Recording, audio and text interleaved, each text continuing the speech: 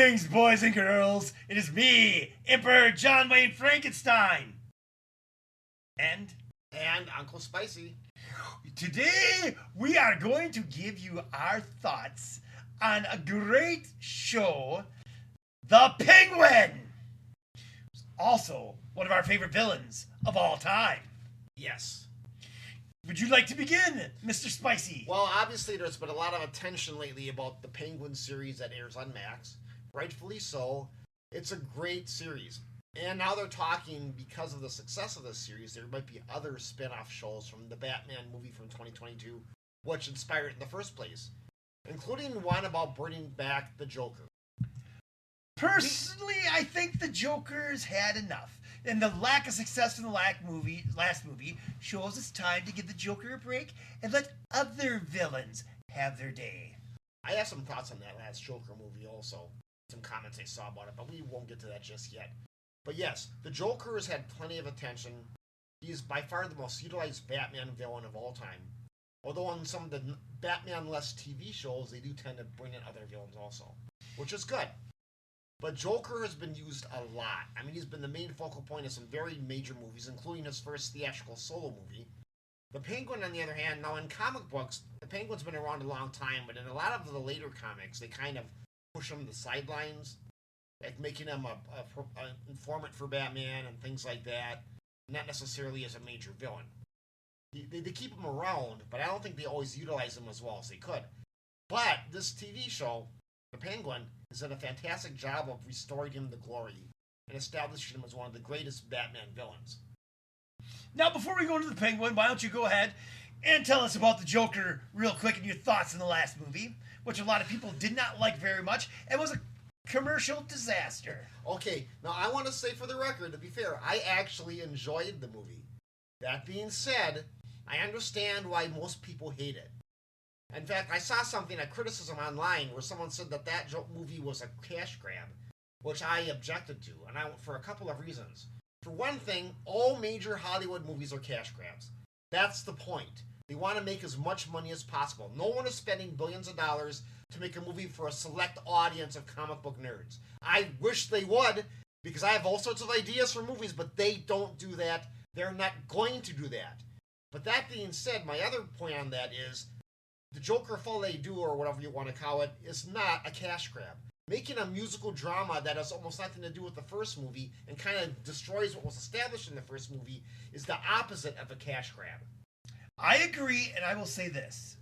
The movie was not made for the intended audience, and that is why it failed. Yes. Pure and simple. Yes. It was a story that was compelling in its own right, on its own accord. So that was trying to show how people idolize horrible people. And even the person himself, the Joker in this case, didn't like these people because he knew he was a monster. So at the end, he turned on them and let them know that he hated them all. Now the thing is, the people who liked the Joker movie liked the character, liked how he was sort of an anti-hero in the last movie, how he showed people's anger and frustration being acted out in a way that almost seemed heroic. And they cared about the character. So in a sense, the sequel was insulting them while it was insulting Hollywood and insulting the media and insulting everyone else in the Joker universe. And that's ultimately why it failed. Pure and simple. They just pulled the rug out from under the fans. It's like everything else, like we keep saying. When you make a movie, you have to make it what the intended audience would like to see. Right. If you're going to insult the intended audience, you will fail. And they failed. And that's why the Joker failed. They insulted the intended audience, and therefore nobody went to see it. Really simple. Now, if they would have just had the Joker and Harley Quinn running around Gotham, singing while doing ducked up stuff, everyone would have loved it. Didn't even need a plot. Could have been an instant success just by having them going around doing meme-worthy stuff. Instead, they took an artistic... You have to have some kind of adversary to make it interesting. Oh, sure. But instead, they tried to be artistic, they tried to make a statement, and they tried to be prolific. But in so doing, they offended the target audience. And therefore, the targeted audience said, Screw y'all, I'm going home. that's right. And that's what happened. I mean, the Joker's got plenty of attention. I mean, God knows. Now, the Penguin has always been one of my favorite villains, which you may not be able to tell from the way I dress, but what a shock! But there is a little bit of Penguin in my attire. Penguin, of course, one of the great Batman villains going back from the 40s, where he first came out. Back then, he was an art thief. Batman said, Robin mentioned how he looked like the Penguin, and so he said, well, that's what I'll call myself then. And I think the whack whack was created by Burgess Meredith. True that. In any case, then the Penguin killed a local crime boss when the crime boss was getting greedy and took over the gangs, which has kind of been the motif of the Penguin ever since, including this Penguin drama, where the Penguin desires power and doesn't have it, so then is willing to do anything to get it, and ultimately turns on his masters and to become the boss himself. Which is what happened in the show. Yes. Now, it's interesting to note at the same time the Penguin came out, Marvel brought out Agatha all along. And these movies, these two series, while they don't seem like they have a lot in common, actually have more in common than you think. One, they both have these villains and their story. One of them has the empowered, idolized version of men, which is being a gangsta. Being gangsta is cool for guys. The other is a witch, which is symbolic empowerment for women. Both of them had these characters that everyone thought were as evil and nasty and vile. And both of them had them trying to regain power, trying to fill a vacuum, trying to get energized, so to speak, and get empowered. And both of them were willing to do anything to get there.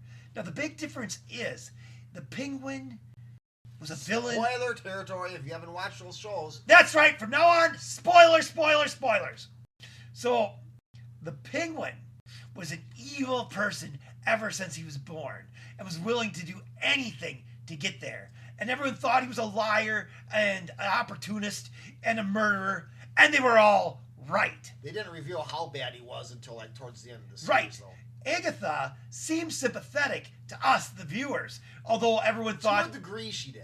Though everyone kept saying how she was evil and, suggested that she killed other people. But up until the last episode, we felt as viewers that she was misunderstood. And she wasn't so bad. And she really wanted to help her allies. But surprise, the last episode revealed both these people to be the scum of the earth they were. For the Penguin, he murdered his protege. And for Agatha, it turned out that that the Witch's Road was a lie she invented to lure witches so she could murder them as a vicious serial killer. But, of course, other things they had in common is both of them were motivated by twisted love for a family member. And both of them had a young person who tried to steal from them that they instead took over and started mentoring. However, when the Penguin was using Vic, initially he just was using Vic, it felt for something for him, and was actually mentoring him and helping him. Whereas Agatha, it turned out, was lying all along and just waiting to steal the Wiccan's power. But, once again, the ending was the exact opposite. In the Penguin murders Vic ruthlessly just to keep him from being able to exploit his weaknesses in the future or be exploited as a weakness in the future. Because he knew family was bad and Vic considered him to be a father figure. Whereas Agatha, just to spite her lover, Death, decided to die to prevent Death from getting Wiccan, which Death wanted all along because Wiccan had the power to prevent people from dying and entering his realm. So, because she hated Death so much, she sacrificed herself and let him live. But not because she was nice or cared about him or even wanted him to live. In fact, she almost left him die to death before she decided to go murder herself at the end to prevent Death from winning. It's also interesting, too, like we mentioned before, the Penguins appeared in different guises over the years. So is Agatha. Now, if you haven't read the old Marvel comics like we have, she's got very little resemblance to the classic Agatha Harkness that we grew up with or we saw when we were small little demons. Right. Now, the Penguin series still captivated on the whole Penguin rising to power, killing off rival gangsters to become that, being a deformed freak ever since he's born, and him wanting to be elite, and his desire to be elite being his motivation. Whereas Agatha in the comic books was a sweet old lady that was the babysitter for all the superheroes' kids, like all of them, from Franklin Richards to the Scarlet Witch's children. She was a good person, but she was a little spooky. Yeah, she was spooky, but she's essentially a good witch. Her. But whereas this one, she was a witch killer and a sort of just this evil vampire type thing that sucked the power out of all other witches to keep herself going and to get more power. So this was the nothing like the comic book version, whereas the Penguin was like the idealized comic book version. Again, in a strange way, very similar, but exact opposite series. Now, it was shocking at the end when the Penguin killed Vic, and everyone was like, no! But that was beautiful because that solved the problem most movies and TV series had. The Penguin was a story about a villain with no redeeming qualities. Someone that's evil through and through to the core and willing to do anything necessary to survive and to gain power, including murdering someone he actually cared about just because he was a weakness. Well, remember in the show, most of his fellow gangsters thought he was a joke. The Penguin was a derogatory nickname. Yes. But he showed them all wrong. Right. He was no joke. He was smart enough. He was willing to do anything to get ahead, and it succeeded for him. Now, sadly, most stories about supervillains, they don't have the balls to make the stories about supervillains. Hello, Marvel. Yes, you've got Venom, you got Morbius, you got... Those guys, okay, now let's be fair. Those guys are over at Sony, so you probably shouldn't use those as examples for what's going on at Marvel. But Marvel does have this tendency to make all its villains sympathetic. Even the villains in the normal superhero movies, they tend to be likable and have a reason. And sympathetic. And almost borderline anti-heroes. And of course, Agatha seemed like a borderline hero up until the final episode. And then you have shows that they're doing this with, like the Joker. The first Joker, they kind of tried to make him sympathetic and more like an anti-hero. And of course, Cruella de Vil. And well, when you're the main character of a movie, I understand that to a degree.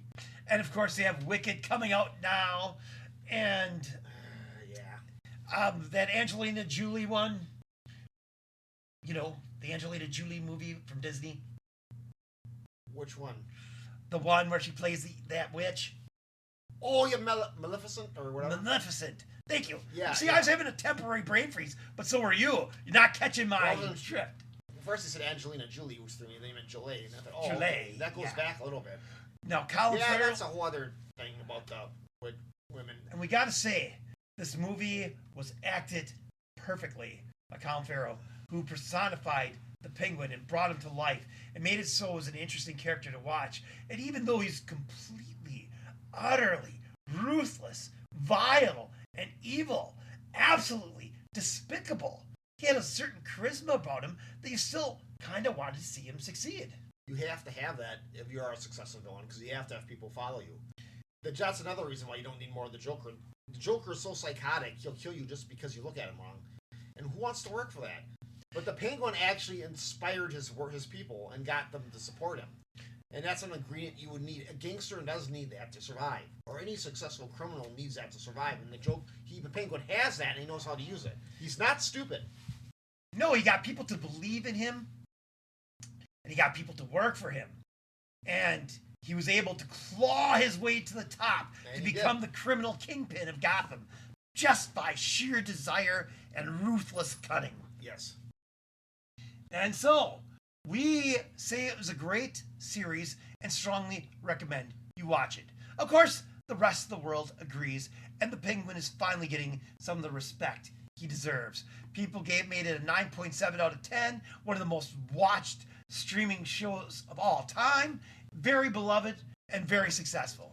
And we approve of this. We give it our seal of approval as well. So, if you haven't seen it yet, go watch it. Go watch it. And if you have watched it, feel free to tell people your thoughts about it, what you agree with or disagree with what we said. And we look forward to seeing the Penguin in the next two Batman movies, and hopefully a season 2. I mean, they did set it up at the end where maybe the Hangman and Catwoman will team up. We know Kingpin or the Penguin is now the king of Gotham crime, their official kingpin. So obviously, Batman's going to have to interact with him as the vigilante. And frankly, it's making this whole new Batman universe being one of the best Batman universes of all time. A gritty, dark one grounded in reality, reinventing the villains, making them more realistic, yet more interesting. Overall, I'm really impressed, and I'm looking forward to it. And you? Any parting thoughts? Well, I would agree with you. The only problem I have is my favorite Batman villain is Clayface. I really want to see Clayface in a movie, but I don't think I'm going to be seeing him in these movies with the reality-based take on him. True, you might see him in one of the other James Gunn series, or He perhaps might show up in the DCU in something. Or which would be perhaps cool, but this is my prediction. The next iteration of Suicide Squad, I believe, will have Clayface, because Clayface is starting to become highly associated with Harley Quinn. He was a member of her gang in the Harley Quinn animated series, and then in Suicide Squad Isekai, he was a member of the Suicide Squad, and a very interesting character in that. well then hopefully. Yes, hopefully we'll see him in the next version of Suicide Squad alongside his partner Harley Quinn. In any case, that's all we got for you. We'll see you next time.